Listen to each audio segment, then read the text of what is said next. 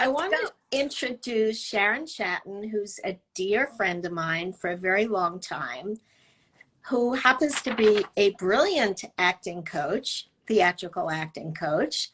And she works with many, many celebrities, such as Ben Stiller, Nicole Kidman, Kerry Russell, and many more.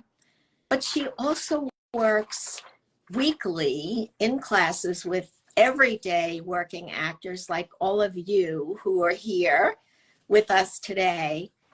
And I think I want to start out with a loaded question, which is, Sharon, what are the qualities that make a performance stand out? And how do you get the students who are studying with you, how do you get them there? And I'm sure this is going to morph into a very interesting conversation, but I'll start with that.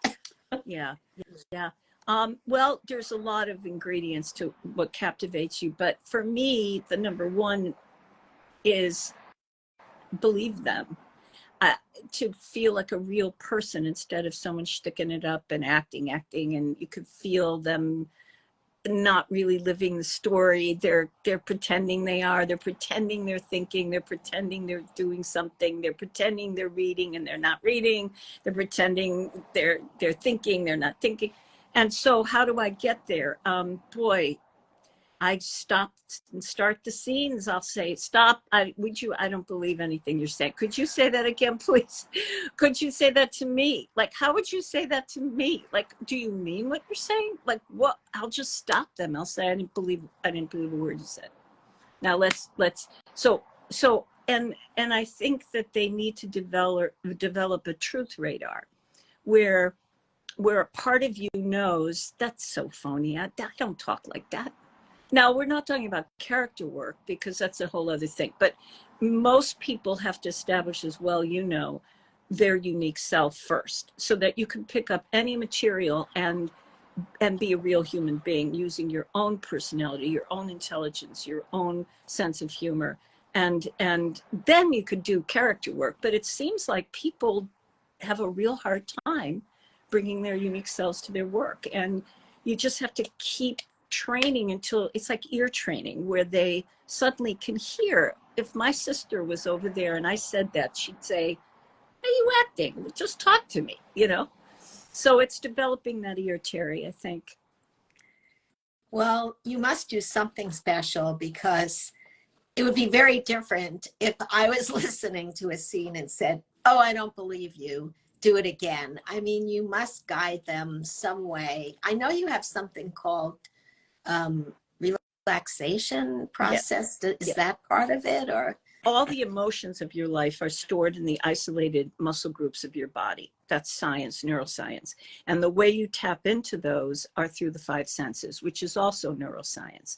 And so when I do teach a lot of relaxation and sensory work, I teach a separate ongoing class in that for people that really want to learn it. And the more you're relaxed, the more you're going to be able to commit to things that matter, and you're going to be freer in your physicality. And so it's really important. I think relaxation and sensory work is, I remember, because you and I go back so long, and I send all my students to Terry because you all may not know this. It's weird not seeing you all. Hi, everybody. But Terry's like a legend. Like when I was an actress in New York, she was legendary. And then I moved out here and she was legendary. And I remember my first time meeting Terry in New York, I was so nervous because she was so renowned and respected as a casting person. And of course, we became good friends. But the brownie exercise she does in her class, which I have students who I can't get to be real, Terry. You may not know this, but I'll say, you know what? I think you have to take Terry Berland's class because she does this. She catches on camera in these short commercial things you do, which I don't even know what they are, but whatever it's like a microscope to the same issues that I'm dealing with in my class. And like with the brownie, where they have to chew the brownie and you make them really be specific versus general with that. I've seen people work with you and come back to me, and their work in terms of the subject of being themselves and bringing their honesty to work drastically changes. So I see a tremendous similarity in a good class. And I was thinking about today, and I was thinking commercials, TV, stage, film. It's like a great musician knowing how to do exploring different styles of music, or a dancer who can dance different styles of dance. There's so much parallel in what we do. And then there's something that I could not tell them how to do a commercial copy. Well, I couldn't even act them. That's how we met. You called me in because I was good in a play, and I could not do this commercial thing at all. And there weren't classes back then in it. Were there? I did teach back then. I was just developing my teaching. But what's interesting is I base my teaching on fundamental acting, very fundamental, going back to what you do, though. You have to create a scene that you're in, the where am I, who am I, what are my relationships, and Same thing very important. You do, only shorter. Same thing. Yeah, like who am I is very important. Who am I saying these stupid words? The words are written, the words are there, they're taken care of, but how do I get out in a commercial? The people who book are they just seem truthful and open and easy. And so I find that people who are taking acting, have an easier time getting there because they work with you or someone like you, and they know what I'm talking about. They know how to go into the moments, the empty spaces that they have real thoughts going on instead of generic thought. Real thought is so important. And I also noticed, I don't know if you want to talk about taking direction, or do you want to stay with questions about action? Let's talk about wherever it goes. Well, I was thinking about today, and I was thinking about having done that workshop together we did a number of years ago, where she taught the commercial, I taught the acting, and I watched Terry work with actors. So my anecdotal story is that I'm in the corner watching Terry, and Terry sets up an improv for commercial. It's an improv, and she says, okay, you three are at a valet station, stop, and you're waiting. You've been partying, you've been celebrating. And she went like this, and she went like this. You've been celebrating. One of you got a promotion today, and you all work together, and you're very good friends, and you've been celebrating. Okay? Every group did not understand that this meant it's a positive thing. Every group turned the improv into, one was jealous, one was competitive, another one was sleeping with the boyfriend. They created drama, and Terry's gestures and her facial expression was, you're celebrating. You're friends, you're celebrating. They went into drama land. And I watched that and I thought, gosh, that's the same thing. Part of acting class is assuming the teacher's like a director and take the direction. It's so beautiful. And it's exciting to see actors who don't beat themselves up, get defensive, get angry, where they can learn those red flags that appear and try stuff with a joy, And the other note you gave people, which was another couple, okay, you enter, I want you to not walk and then talk. I want you to walk and talk when I say action. And you're going to shop for dinner for your mother-in-law. It's a couple, but don't talk on topic. And you went, and action. And then the actors walked, and then talked. And you said, no, cut, let's start again. Walk and talk at the same time. Nobody did it. Then they all, when they got into the scene, talked about, what should we make for dinner? Your mother is such a nice lady. What should we have, soup? Meantime, you had told them, talk off topic. So I think another exciting thing about acting and studies is to learn to take direction and play with ideas and not dig your heels in, and listen and watch the director and the teacher, so that a little gesture. I remember being at Sundance Institute, and Sidney Pollack, great film director of all times. You know, he gave line readings. He did it for all his films, and people adored him. But he wanted you to say it that way. So actors today, they would just resent that. They would be furious instead of going, you know what, it's okay. Let me try it, you know? So I wanted to say that. Sharon comes from the Actors Studio, which is very renowned.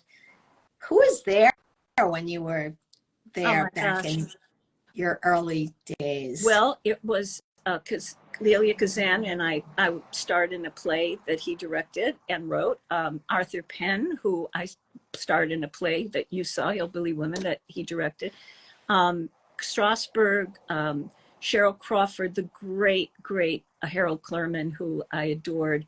The actors, Al Pacino had just finished Godfather. Well, actually, I got in 75, but he had just finished when I moved to New York, The Godfather. I did a play starring opposite Al, The Jungle of Cities, the Brecht play. And De Niro was in there, Shirley Knight, Ellen Burstyn, Lee Grant, Shelley Winters, Harvey Keitel, Christopher Walken. They would all come into the studio, sometimes crying, feeling vulnerable. I remember Shelley Winters bringing in a scene, and Strasberg said, "Now, darling, do the scene again, and you're afraid of the furniture." And imagine Shelley Winters then dealing with being afraid of the furniture in the scene. Well, you know, I've seen actors come crying, actors I respected so much because they felt, and Bancroft came to work on Golda that she was doing on Broadway. They would bring exercise work to the studio when they were doing something somewhere else. And people's vulnerabilities, feeling like they don't know what they're doing, or they're not respected, or they don't know when they're going to get their next job. People that you think are stars and have it made, you know. And I'm doing a webinar next on November 7th with Ben Stiller, who's been my student since he was 18. And part of the discussion is people think Ben just plopped down because of his parents or whatever. And, you know, he worked his tush off in class. He knows relaxation and sensory work. He studied that whole thing with me. He came back to class after he was Ben Stiller. Like for decades later, he'd say, "Are you teaching? I'm in LA. Can I come to class?" You know, Vincent D'Onofrio used to do that. And most actors care about getting better. You mentioned the webinar with Ben Stiller. Can we tell everybody about that? Sure. Can people still join? Yeah, it's free, guys. Yeah, it's free. I increased the, what do you call it, attendees. So I think there should to 1,000, I think. So I think there should be enough. There were like a lot of people that signed up, but it's free. Contact me through SharonChatten.com. And when you email, my assistant, Ruthie, will let you know. We'll send you the link for the webinar. You have to register for these webinars. If you can't come last minute, will you cancel everyone so you leave room for other people? And it's about acting. We're going to talk about acting. I did another one with Vincent D'Onofrio, who teaches with me a lot because he loves to pass on knowledge. And it's wonderful. If you go to Sharon Chatten Studio on YouTube, you could see the conversation I did with Vincent. He is a magnificent teacher. You will love it. And I understand. It's about an hour and a half long. I understand on occasion he just gets in touch with you and says, "Can I come to your class and teach?" Not only on occasion. I mean, it would be sometimes if he was shooting something in LA, it'd be like he taught almost all my classes for a long time.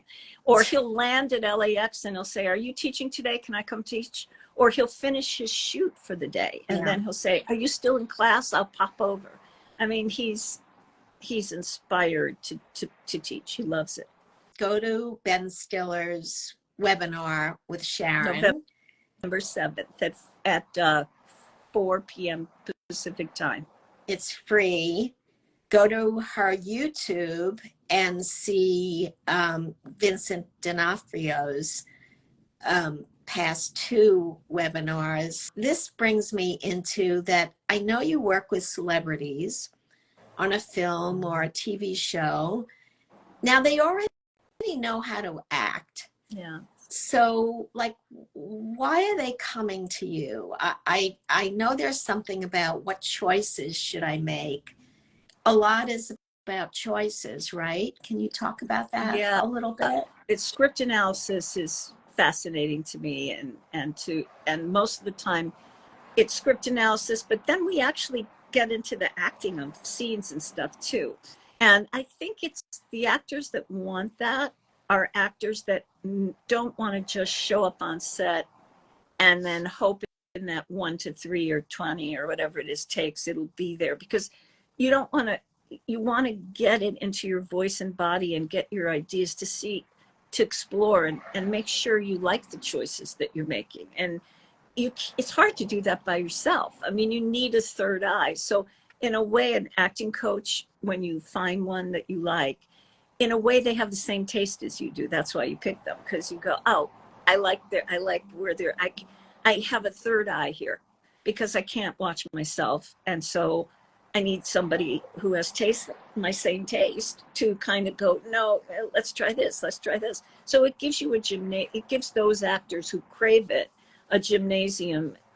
Some actors don't need it or want it. They're, let's not go to the set and I got this, and other people just want that gym. And it's really a personal thing. And I'm sure there's so many great actors that never work with a coach. And so I'm glad there are some that do, because I have such fun doing it. I mean, I to mess around and find the best choice is so cool. Yeah. But I know from conversations with you that sometimes you make a choice that is risky Oh, and a yeah. little different for that actor. Yeah. And I think it's interesting because one of the things I find with actors is they're always second guessing themselves. So what advice can you give actors about that, about making a choice and That's risk. being confident about their choice? There are times where we knew that that what the producers and directors probably wanted was something more generic, but what came out of the actor was so bloody exciting that we both just kind of went, you know what, they can't even imagine this, so bring it's so good and right, just bring it in, because they'll probably go, oh yeah, oh wow, okay, it wouldn't have even been something that they would have thought. And you can just feel when that's happening, when something really, really exciting's going on, and it's almost undeniable, where you go, this is just, it's beautiful. You have to, yeah. I love that, because another thing that actors should not do is try to figure out what they want. And what you just said, I can feel that there's a lot of process behind discovering something and giving really what you discovered. Yeah, and script analysis is interesting because there is a story that a writer wrote. So you have to be in what we would call, right, Terry, a ballpark. There's certain truths that have to exist to honor that writer. But there's a lot of room in there for individuality and creativity, way beyond the generic idea of it, where you bring your own wackadoodle and unique thing to it, and it's, whoa, who's that? And getting in your bodies and in your sound releases, sometimes just a little bit of a, people go, what was that?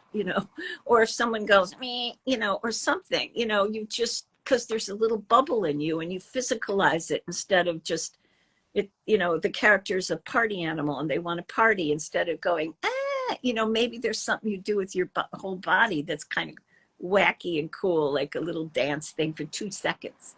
1 second, 2 seconds is something, and then it's gone. All getting an actor in their voice, in their body, and out of their heads is another important thing that happens in class. You mentioned sound releases. I think I know what that is, but I'm not sure. Do you use those in voiceover, in your voiceover No, work? Your people, I don't. They don't. They just get dialogue out more clearly. Yeah. what is sound releases? Well, it's like, I don't have a lot of good ones. If I were acting, I would come up with a repertoire of things that are me, because you can't do someone else's sound. But it's like what Robin Williams did a lot of them. Like when he would just kind of go, or if you go instead, like get out of here, if you go get out of here instead of just get out of here, if in certain material to be able to go get out of here, is or some, using your voice, letting out sounds. I've seen so many people get callbacks just because people were like, whoa, what was that?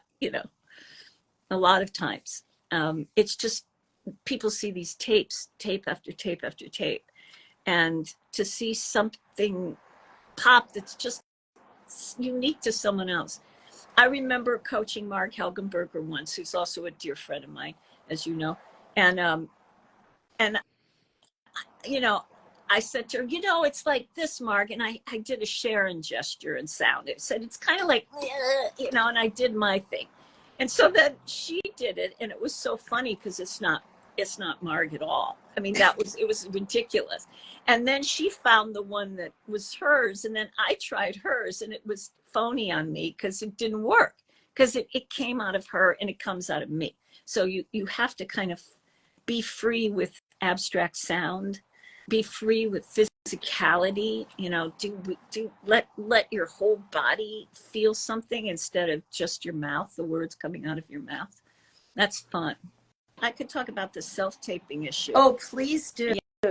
Yeah. Everyone has to self-tape. Thank you. Everyone listen to this. Yeah, the self-taping is so important. Don't fight it, guys. It's here to stay. Don't kvetch about it. Don't worry about it. Learn to love it.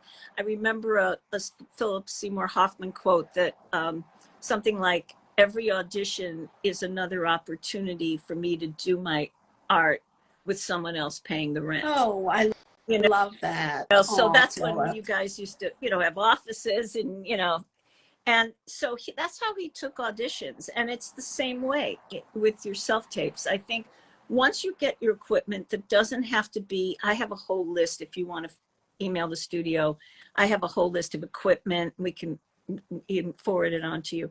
But, you need a riser for your computer, laptop, so that if you're standing or sitting, it can be the perfect height instead of grabbing a bunch of books or pots and pans. You need a ring light or some of the ring lights. The riser's $40. The ring light is minimal fee.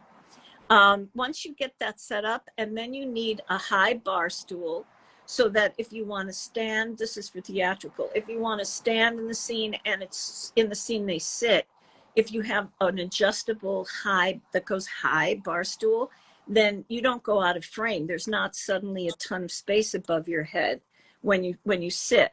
So it's a marvelous tool.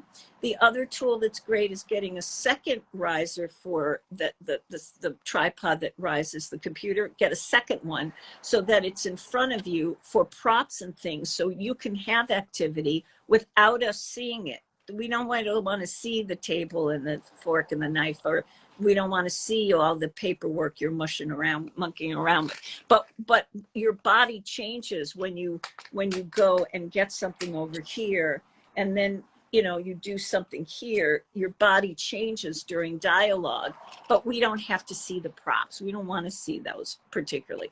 A little piece of paper can come up like this, but nothing much. We don't want to see all the props, but you should be able in certain scenes have activity if you need to be at your desk and be busy and not want to be bothered by the person that's coming in, or you come home and you want to take off your backpack and put on a sweater, and you could feel you need physicality. How do you do that in Zoom? That's how you do it in Zoom, because we don't want you in profile all of a sudden. That's why you need these, like a chair over here, that high riser over here, so you could get, I'm sorry, I'm too close to the camera. Get something over here. You have something over here. Should I continue? I have more tips. Yes, and would you add, because someone asked for theatrically about the background, Yeah. the color Well, of the yeah, background? I'm partial to gray. White is sort of happening now. For a while there was no white, please. I like the grays. The royal blue is a little much for me, but if you, I would advise everyone have a gray and a white. That's what I would advise. Some of the casting offices actually requested white, which Oh, is really? interesting because for years it was no white, please. You know, you wash out. So you don't want to wear a white shirt in front of it, but I would say gray is wonderful. And a lot of people have wrinkly looking things back there. You don't want anything wrinkly, you know, it should not have wrinkles in it, you know. And then another way of framing, if you sit and stand, what you do is you frame yourself for, you get your chair and you frame yourself the right frame, which by the way, should not cut you off at the armpits, which I'm too close to this thing.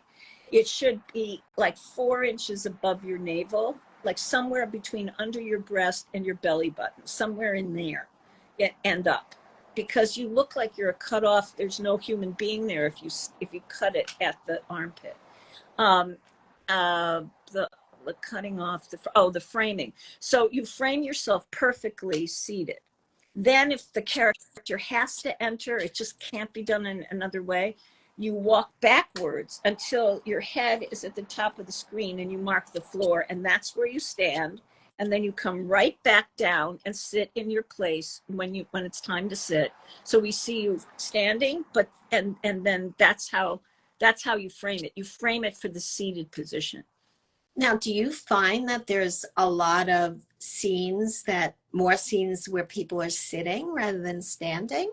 Yeah, I see sitting, standing, and they even have the nerve to give like action scenes with action, and they're at the doorway, and then they're like beating someone up, and then they're coming down and sitting down in a chair being Yeah. tortured. Actually, the union has rules about that. But they changed, you mean?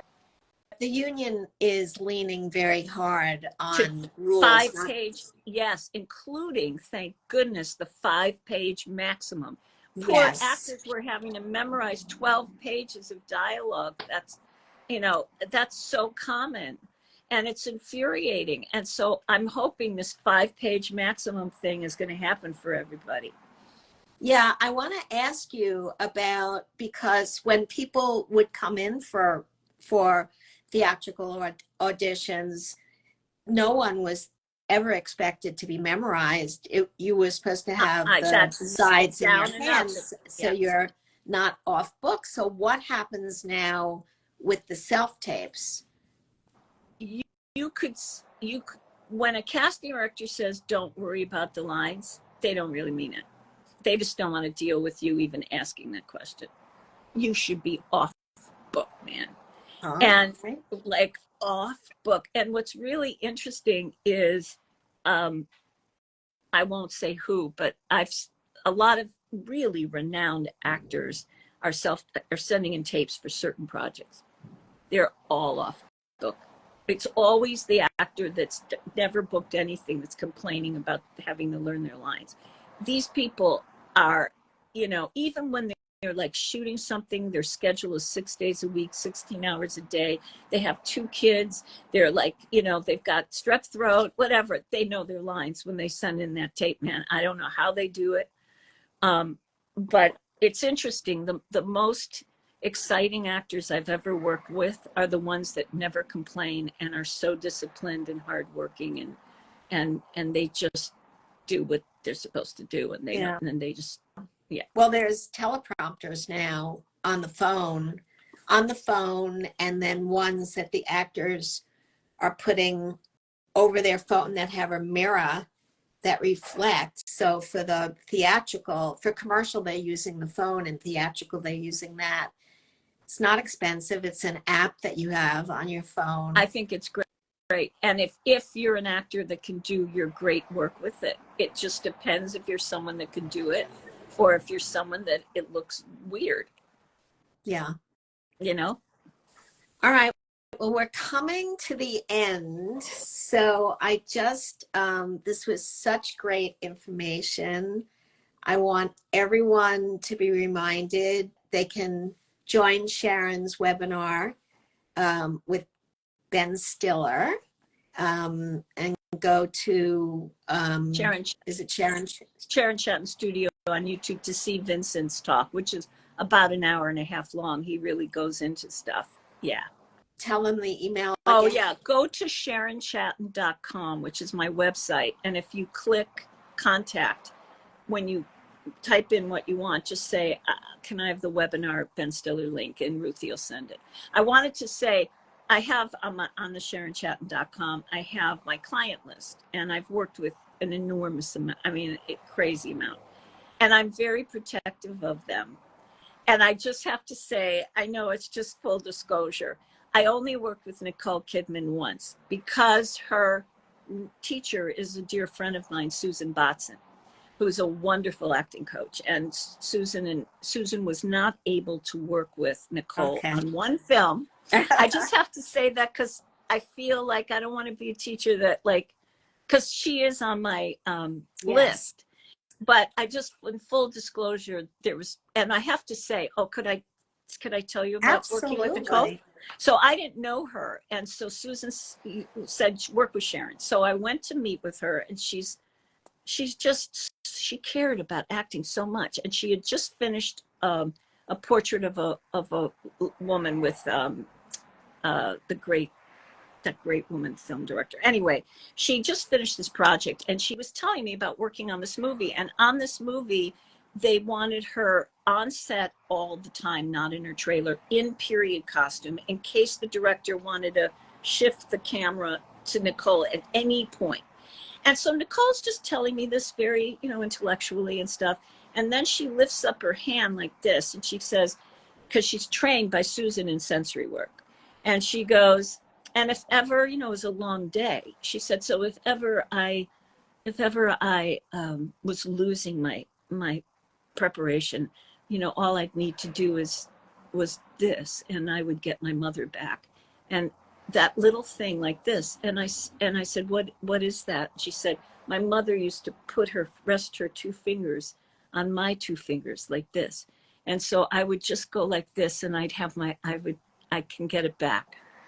And it's that kind of dedication and depth to get into your own truths that I think is really beautiful. Someone just asked the name of Nicole's acting coach Susan again. Botson. Susan Botson, Batson. She's quite extraordinary, Susan. I think I don't know if she's in LA or she's just in New York now. But. Well, it doesn't matter now because we work with people all over. Yeah. Wow. Thank you so much. Thank you, Check Sharon out. She's coming to the end of the year teaching all of us, everyday working people in the field, everyday actors.